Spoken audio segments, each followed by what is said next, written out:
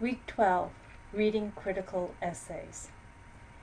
Anytime you sit down to write about literature, or even to discuss a story, play, or a poem with classmates, you are acting as a literary critic. The word criticism is often interpreted as negative and fault-finding. But literary criticism is a discipline and includes everything from a glowing review to a scathing attack to a thoughtful and balanced interpretation. Criticism can be broken down into two broad categories: evaluative and interpretive. Evaluative criticism seeks to determine how accomplished the work is and what place it should hold in the evolving story of literary history. Book reviews are the most common form of evaluative criticism. Interpretive criticism is writing that seeks to explain, analyze, clarify, or question the meaning and significance of literature. Although we engage in a certain amount of evaluative criticism in class, the criticism you write for class will consist largely of interpretation.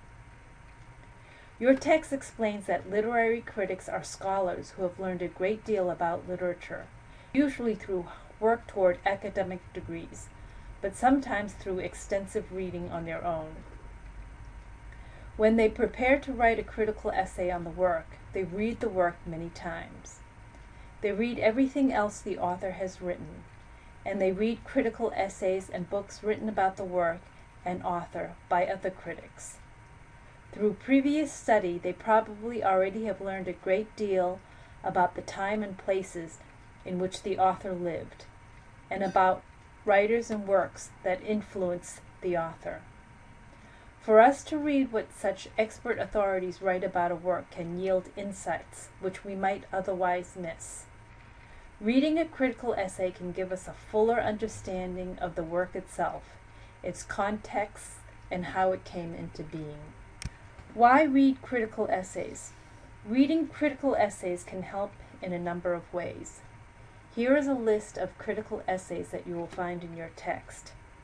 However, you will find them the most useful if you read them at the right point. You should not begin reading critical essays about a story, a poem, or a play until you have read the work itself several times and formulated your own thoughts about it.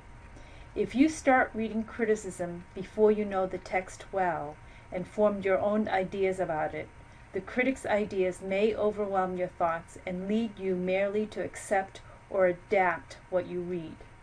If you have developed your own conclusions already in mind, you'll be better able to evaluate the criticism, to disagree or agree with the critic, and to find direction to refine your own insights.